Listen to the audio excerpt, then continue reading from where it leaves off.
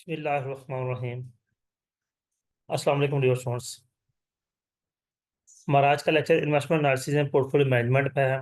मैं हूं professor Faizan कुराया। Lesson number 19 की बात करेंगे। लेसन नंबर 18 तक मिड टर्म में स्टूडेंट्स का काफ़ी पॉजिटिव रिस्पांस रहा। लेसन नंबर 19 की बात करेंगे। कुछ स्टूडेंट्स ने ये भी कहा कि सर आपने एक्सप्लेनेशन कम की है। तो बेटा एक्सप्लेनेशन कम करने का मकसद ये होता है कि हम सिर्फ वो चीज़ें डिस्कस करें जो पेपर पॉइंट ऑफ व्यू से इंपॉर्टेंट है। अब इंपॉर्टेंट डिस्कस करते हुए समटाइम ऐसा भी होता है कि कुछ चीज़ें मिस भी हो जाती हैं क्योंकि पेपर रूटीन से हट के भी आ जाता है। आपका चूंकि कंप्यूटराइज पेपर होता है तो एमसीक्यू रैंडमली बने होते हैं। कईयों का पेपर कई दफ़ा बहुत आसान आ जाता है, किसी का पेपर बहुत टेक्निकल आ जाता है। तो लेसन हमें एक से शॉर्ट बनाने पड़ते हैं। दूसरा, कुछ स्टूडेंट्स का ये भी इतराज़ है सर आप ऊपर से रीड करते हैं। तो रीड करने का मकसद ये भी स्टूडेंट्स को फोकस करना होता है कि अगर हम रीड ना करें तो स्टूडेंट फोकस भी नहीं हो पाते। खैर हम आगे चलेंगे। लेसन नंबर 19 की बात करेंगे। प्रीवियस लेसन्स में वो यानी कि फंडामेंटल एनालिसिस और टेक्निकल एनालिसिस के बारे में डिटेल में बात हो चुकी है। तो यहाँ पे अगर कोई आया तो बड़ी शॉर्ट सी बात होगी, डिटेल नहीं बात होगी क्योंकि प्रीवियस हो चुकी है। तो फाइनल में कोई फंडामेंटल या टेक्निकल एनालिसिस के हवाले से कोई क्वेश्चन नहीं आना। यही आने हैं जो आगे हम डिटेल बात करेंगे। सबसे पहला हमारा पॉइंट है रिसर्च फिलॉसफी। इन्वेस्टमेंट के लिए सबसे पहली चीज होती है हमारी रिसर्च। अगर हमारी रिसर्च ही नहीं है तो हम इन्वेस्टमेंट नहीं कर पाएंगे। अब रिसर्च में दो सवाल हमारे होते हैं। What kind of information do I want, मुझे किस तरह की इंफॉर्मेशन चाहिए, and why should this information useful for me, और ये इंफॉर्मेशन मेरे लिए यूजफुल क्यों है। अब सबसे पहली चीज वो कहता है कि before conducting any research formally decide what kind of information will be useful. कोई भी रिसर्च आपने करनी है तो सबसे पहले देखें कि कौन सी इंफॉर्मेशन आपके लिए यूजफुल है। आप शेयर्स में इन्वेस्टमेंट करना चाह रहे हैं, आप बॉन्ड्स में इन्वेस्ट करना चाह रहे हैं, आप ब्लू चिप कंपनीज में इन्वेस्टमेंट करना चाह रहे हैं, आप रिस्की कंपनीज में इन्वेस्टमेंट करना चाह रहे हैं, आप हाई प्रॉफिट कंपनीज में इन्वेस्ट करना चाह रहे हैं, आप लो रिटर्न कंपनीज में इन्वेस्ट करना चाह रहे हैं। आप पहले अपना गोल डिसाइड करेंगे। गोल डिसाइड करने के बाद आप फिर अपनी इंफॉर्मेशन गैदरिंग की रिसर्च की तरफ जाएंगे। तो अल्टीमेटली बात वही है कि हमारे पास एनालिसिस दो ही हैं। एक फंडामेंटल एनालिसिस पहले हम यही करते हैं। अगर इसके मुताबिक कोई कंपनी हमें सूटेबल लगती है तो फिर हम उसके टेक्निकल एनालिसिस की तरफ जाते हैं। फंडामेंटल एनालिसिस में सीधा सीधा जो फाइनेंशियल स्टेटमेंट्स हैं हम उनका एनालिसिस करते हैं, प्रीवियस ईयर्स के साथ उनका कंपैरिजन करते हैं, इंडस्ट्री के साथ उनका कंपैरिजन करते हैं और देखते हैं कि आए कंपनी कुछ बेहतर परफॉर्म कर रही है, कुछ रिटर्न देगी या नहीं देगी। फिर हम उसके ट्रेंड्स देखते हैं, टेक्निकल एनालिसिस की तरफ जाते हैं। इसीलिए to prove a thing is not enough, you must convince someone to accept it. कुछ प्रूव करना कि ये ठीक है, ये एनफ नहीं होता। अगले बंदे को कन्विंस करना कि वो इसको एक्सेप्ट कर ले, that is the basic process. अब देखें, अगर आप एक ब्रोकर हैं और आपको टेक्निकल एनालिसिस करते हैं, आपको एनालिसिस करते हैं, तो आप अपने क्लाइंट को कन्विंस कर सकें कि जो मैंने काम किया है वो बेस्ट है, आप इन्वेस्ट करो, फायदा होगा। ठीक है, फिर लोग ये इस रिसर्चेज के पैसे लेते हैं। ठीक है, ये काम करते हैं, लोग इनकी सर्विसेज हासिल करते हैं। तो फिर अल्टीमेटली आपके पास इतनी कैपेबिलिटी होनी चाहिए, इतनी रिसर्च होनी चाहिए कि आप ये ना बताएं कि ये ठीक है ये गलत है, ये बताएं कि ये ठीक है तो क्यों ठीक है, क्या फायदा। फिर अगली हमारी तीसरी अप्रोच आती है एक्सपर्ट अप्रोच। ये होता है कि इसमें हम स्क्रीनिंग करते हैं कि मल्टीपल हम सेलेक्ट करेंगे अपने अल्टरनेटिव्स और फिर उनकी स्क्रीनिंग करेंगे what is best. Screening is the process sorting through the list of potential investors. Next हमारे पास है resources at the library.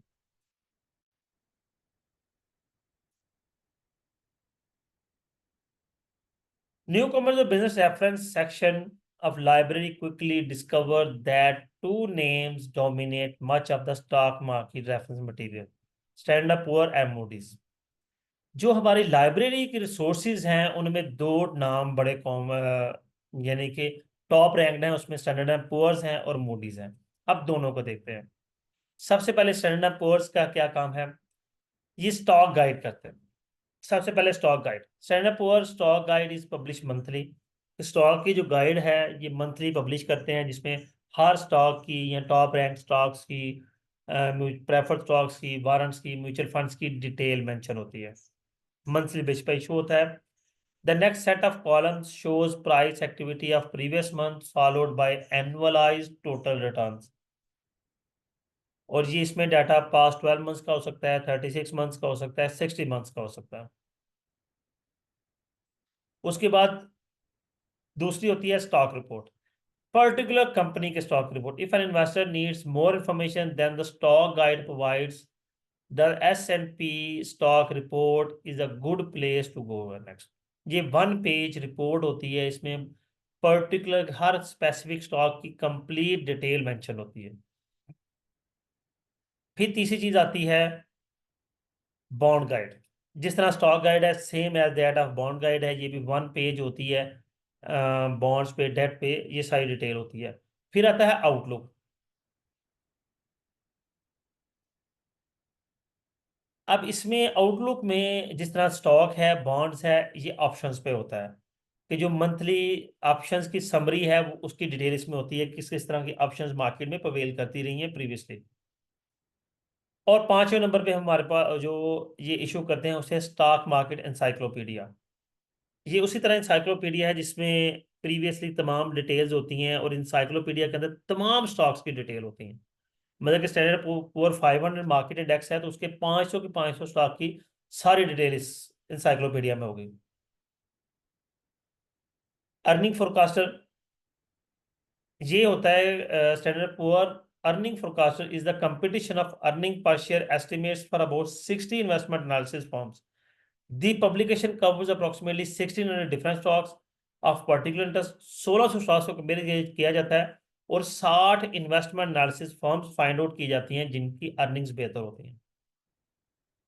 7वें number पे जो डॉक्यूमेंटेशन जारी करता है S&P, वो है कॉर्पोरेशन रिकॉर्ड्स। वो है जी जो कंपनीज खुद रिकॉर्ड्स अपना मेंटेन करती हैं, जिस तरह कंपनी के फाइनेंशियल स्टेटमेंट्स हैं या कैपिटल स्ट्रक्चर के बारे में। फिर नेक्स्ट हमारे पास आता है मूडीज पब्लिकेशंस। मूडीज भी सेम एज दैट, जिस तरह वो चलते हैं उस तरह सबसे पहले ये मैनुअल्स इशू करते हैं, ये मंथली बेसिस पर होते हैं, same activity. Most quick information needs can be satisfied with the S&P stock market report, stock guide और बॉन्ड गाइड।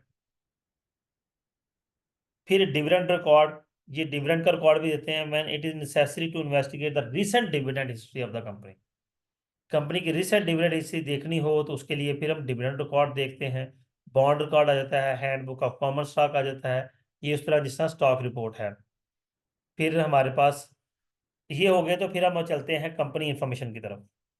कंपनी हमें क्या क्या इन्फॉर्मेशन देती है, उसमें कंपनी की एनुअल रिपोर्ट्स हैं जो कि कंपनी एनुअली पब्लिश करती है, और कंपनी की फाइनेंशियल स्टेटमेंट्स और एनुअल रिपोर्ट्स, एनुअल स्टेटमेंट्स जो हैं वो कंपनी की वेबसाइट पर इजीली अवेलेबल होती हैं। Many annual reports can be ordered by calling a toll free number listed in the WSA। अब ये पुरानी बातें हो गई हैं, अब तो खैर ये ऑर्डर करने की जरूरत ही नहीं होती। रिपोर्ट कंपनी की वेबसाइट मौजूद है, प्रिंट आप उसको डाउनलोड करें, प्रिंट ले लें। जी, SEC filing, security and exchange commission. Pakistan के अंदर SECP है, security and exchange commission of Pakistan. SECP जो है वो बहुत सी रिपोर्ट्स जारी करता है, जिस तरह 10K रिपोर्ट है, फिर 10Q रिपोर्ट है, शेड्यूल 14A है, फॉर्म 144 है। इनको स्लाइडली से देखते हैं क्योंकि ये अनइम्पॉर्टेंट चीज़ है। 10K report security and equivalent to annual report, ये एनुअल रिपोर्ट होती है 10K, ठीक है। 10Q रिपोर्ट ये क्वार्टर रिपोर्ट होती है जो क्वार्टरली जारी की जाती है। शेड्यूल 14A, इसमें जो है first the list of company board of directors and tell you something about them.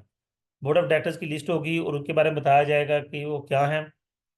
और दूसरा फॉर्म 144 है, is another SECP document that investors often review. While insiders frequently sell to raise cash like anyone else, it can be thought-provoking if the number of insiders are reducing their holding in the firm stock. Form 144 जो है basically कोई भी insider का, जो corporate का insider है, वो अपने शेयर्स या कंपनी के शेयर्स बेचना चाह रहा है, या जिस तरह डायरेक्टर्स अपने शेयर बेचना चाह रहे हैं तो फॉर्म 144 के तहत बेच सकते हैं। फिर कंपनी का प्रॉस्पेक्टस आ जाता है, ये कंपनी के 3 लीगल डॉक्यूमेंट्स, कंपनी का मेमोरेंडम, आर्टिकल ऑफ एसोसिएशन और प्रॉस्पेक्टस उनमें से एक है। प्रोस्पेक्टस के अंदर कंपनी के मेमोरेंडम की डिटेल होती है, आर्टिकल की डिटेल होती है, कंपनी के प्रीवियस 5 ईयर्स फाइनेंशियल स्टेटमेंट्स की डिटेल होती है, सारी की सारी। फिर आता है इन्वेस्टमेंट लेटर्स। इन्वेस्टमेंट लेटर्स कौन कौन सी हैं? उनमें सबसे पहले हमारा है एडवाइजरी लेटर्स। उसमें पहले नंबर पे आ गया वैल्यू लाइन। वैल्यू लाइन क्या है? One of the best known subscription service is the value line investment survey. This week publication follows about 1700 common stock. ये वीकली पब्लिकेशन होती है और इसमें 1700 स्टॉक्स के बारे में डिटेल होती है कि जो बेहतर है, और उनकी रेटिंग की जाती है। अब रेटिंग के बारे में तो आगे आता है, फिर बताता हूँ कि रेटिंग किस तरतीब से होती है। इसकी डिटेल जो है हम नहीं पढ़ रहे, रेटिंग की सारी डिटेल बताइए, लेकिन हम आगे बात करेंगे। फिर दूसरे नंबर पे आता है इंस्टीट्यूशनल ब्रोकर एस्टिमेट सिस्टम। जो इंस्टीट्यूशनल ब्रोकर्स होते हैं, जो ब्रोकर लिस्टेड ब्रोकर्स हैं, जो इंस्टीट्यूशंस हैं एज ए ब्रोकर काम कर रहे हैं, वो अपने एस्टिमेट सेपरेटली देते हैं। उन्होंने प्रॉपर एस्टिमेट्स दिए होते हैं, कंपनी की रैंकिंग की होती है, कंपनी के उन्होंने एनालिसिस किए होते हैं, सारी चीज़ें। फिर जैक्स है, Zacks investment research produce the corporate earning estimator. ये बेसिकली जो अमेरिकन वहाँ पे ब्रोकर्स हैं उनकी बात हो रही है। ये एक रिसर्च कोर्स है, इदारा है, इन्वेस्टमेंट रिसर्च इदारा है, जो कि मुख्तलिफ किस्म के एस्टिमेटर्स देते हैं एसएमपी के अर्निंग फोरकास्टर के हवाले से। इसमें अबाउट 3000 स्टॉक्स को एनालिसिस किया जाता है, और ऑलमोस्ट जैक के अंदर 60 ब्रोकरेज फर्म्स जो हैं वो मौजूद हैं, जो कि इन 3000 स्टॉक्स पर काम कर रही होती हैं। फिर ब्रोकरेज इन्फॉर्मेशन है, जैसा कि मैंने बताया कि जो ब्रोकर्स हैं वो भी तमाम किस्म की इन्फॉर्मेशन एनालिसिस, हर किस्म की इन्फॉर्मेशन अपने क्लाइंट्स के लिए सॉर्ट आउट करके रखते हैं, ताकि उनके क्लाइंट्स जो हैं वो अच्छी इन्वेस्टमेंट्स कर सकें। और अल्टीमेटली जो इन्वेस्टर्स होते हैं वो ज़्यादातर अपने ब्रोकर्स के सर पे खा रहे होते हैं। फिर है जी the popular press, Wall Street Journal हो गया, बैरन्स हो गया, ये सब फारग चीज़ें हैं, कोई नहीं हमें करना।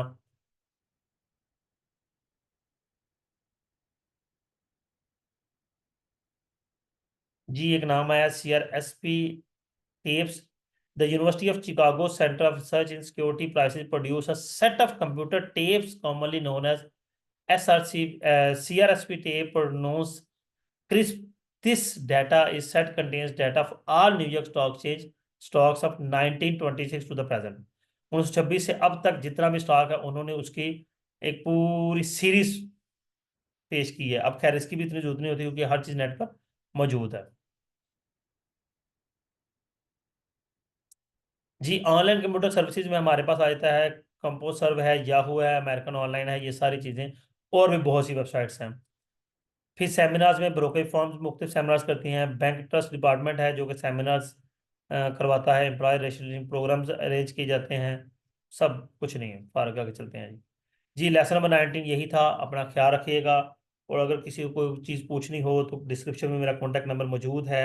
अगर किसी ने कोई ये सब्जेक्ट प्रॉपरली पढ़ना है, या किसी भी फाइनेंस के सब्जेक्ट या अकाउंट्स के सब्जेक्ट के हवाले से कोई भी हेल्प किसी स्टूडेंट को चाहिए हो, तो वो बेधड़क मुझसे रब्ता कर सकता है। डिस्क्रिप्शन में कॉन्टैक्ट नंबर लें और कॉन्टैक्ट करें। आपको इंशाल्लाह रिस्पॉन्स किया जाएगा, लेकिन कोशिश कीजिएगा व्हाट्सएप पर ही रब्ता करें। अपना ख्याल रखिएगा। अल्लाह हाफिज़।